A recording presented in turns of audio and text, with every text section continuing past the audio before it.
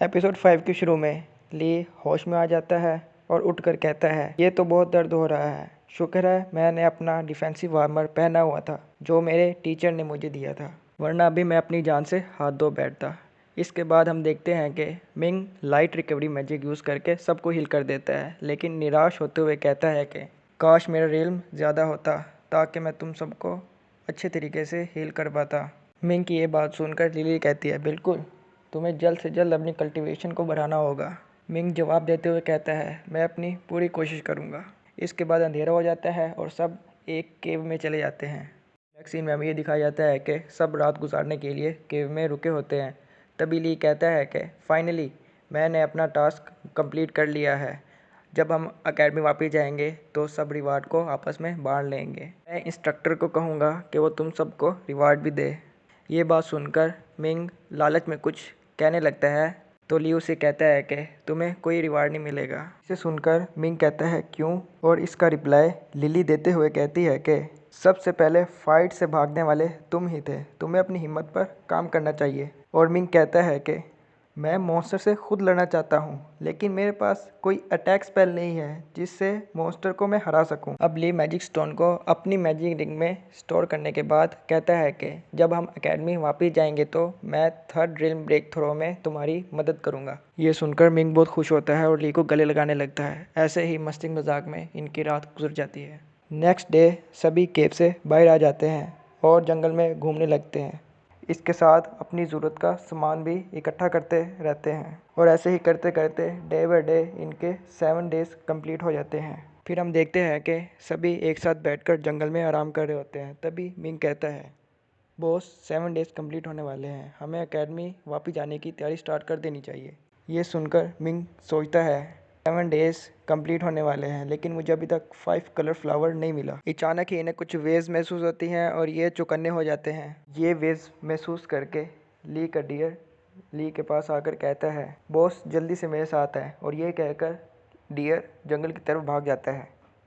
इसके बाद ली और इसकी टीम डियर के पीछे जाते हैं और डियर रास्ते में इनको बताता है कि ये वेव्स 5 कलर डियर क्लैन का कोड है और मुझे लगता है कि वो ख़तरे में है और हमें उन्हें बचाना होगा।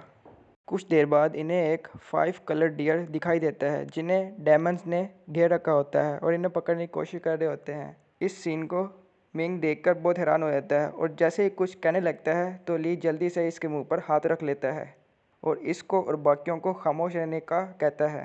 डियर ली को बताता है कि ये डियर बहुत पावरफुल और पीसफुल होता है और ये किसी से लड़ाई नहीं करता। इस सीन को देखकर लिली कहती है, ये तो डार्क्स डेमन है, ये यहाँ क्या कर रहे हैं।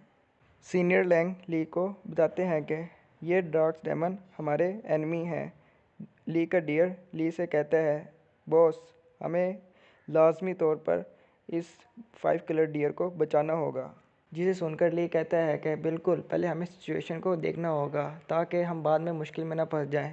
इतने टाइम में एक डार्क डेमन इनको देख लेता है और ली पर अटैक करने की कोशिश करता है, लेकिन ली बड़ी तेज़ी से अपने विंग्स को इस्तेमाल करते हुए पीछे हट जाता है और ग्रीन वाइन्स का इस्तेमाल करता है। फिर लिली डेमन से कहती है कि तुम्हारी हिम्मत कैसे हुई हमारी डायनेस्टी में कदम रखने की, तुम सब लोग मरना चाहते हो क्या। सीनियर लैंग कहते हैं कि इनसे बात करने का कोई फ़ायदा नहीं। यह कहकर वो डीमन पर अटैक करने के लिए आगे बढ़ते हैं और लिली भी फाइट में शामिल हो जाती है। फिर डेमन कहता है, क्या तुम में इतनी ताकत है कि हमें हरा सको।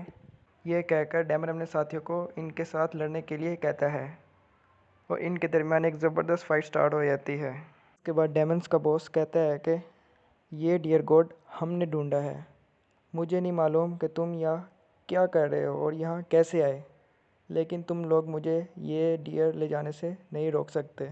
तभी हम देखते हैं कि सीनियर लैंग डेमन्स के ट्रैप में फंसे हुए होते हैं।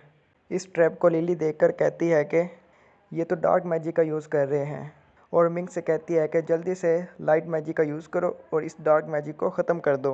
जब ली देखता है कि मिंग ऐसा नहीं कर पाता तो वो आगे बढ़ता है और फायर अटैक का यूज़ करते हुए उन डेमन्स को ख़त्म कर देता है। ऐसे ही मैजिक स्पेल ख़त्म होने की वजह से सीनियर फैंग की जान बच जाती है और वो ट्रैप से बाहर आ जाते हैं।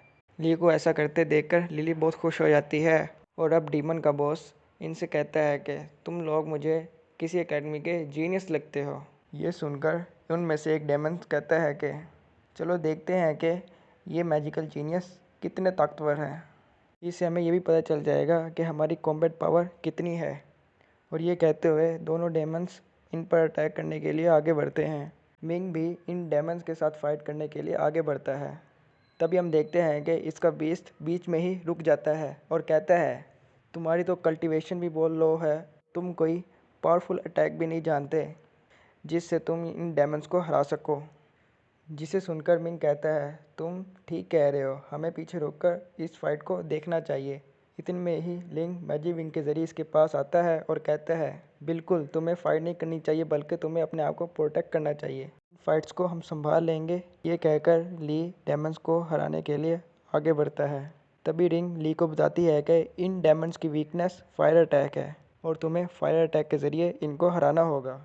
जिस पर ली कहता है कि मेरे पास सिर्फ एक फायर अटैक है और मुझे नहीं लगता कि ये इनके लिए काफ़ी होगा। ये सुनकर रिंग इसको बताती है कि तुम अपनी मैजिक यूज़ करने की सलाहियत को इतना कम मत समझो, तुम सराउंडिंग मैजिक पावर को यूज़ करके अपनी मैजिक अटैक की पावर को बढ़ा सकते हो।